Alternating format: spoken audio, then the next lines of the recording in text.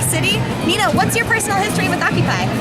I came in on the third day, on the 19th of September, and was just absolutely taken by the community building that I saw was possible in the space we held and in the way people were communicating with each other.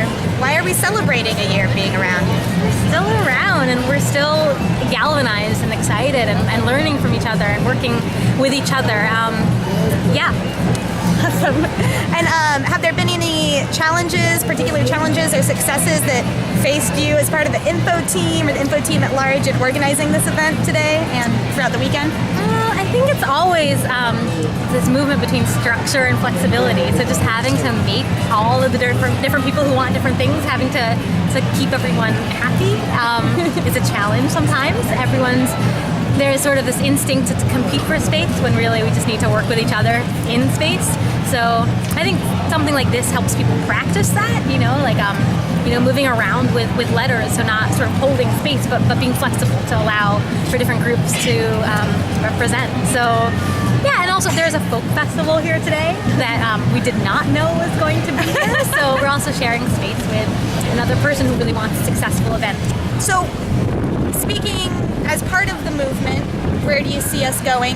And then also personally, what sort of change are you really fighting for? I see this being a space for movement building and through different campaigns and projects. So I've seen in this last year, and I see what's happening now is like projects are really taking shape. So people are finding other people who they like working with or who they trust and whose ideas match each other, and they're building projects together. And that to me feels like a really great step towards movement building, towards really building a people-powered movement. And that is what I want. I want people to come together and feel empowered and feel like agents in change.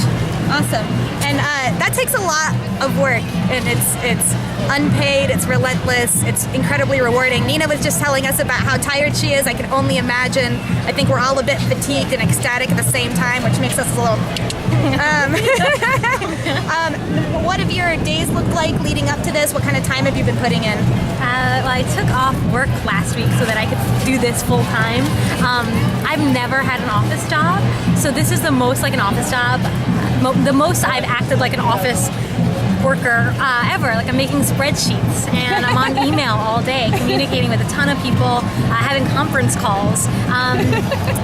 So we're using some of the infrastructure that already exists, but I think transforming it. So I think really caring about each other and like caring about the kind of communication we put in, even though they might be sort of confined by certain technologies, I think we're extending them also.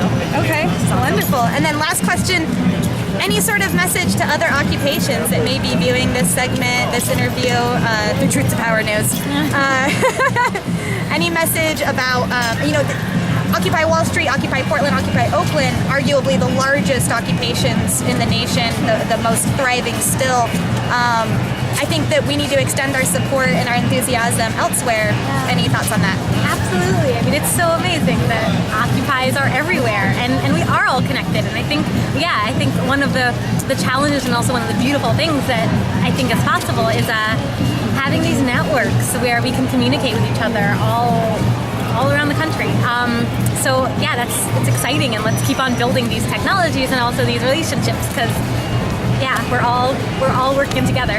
All right, thank you so much, Nina from Occupy Wall Street, acting on little sleep, still so articulate. We're glad you're on the info booth.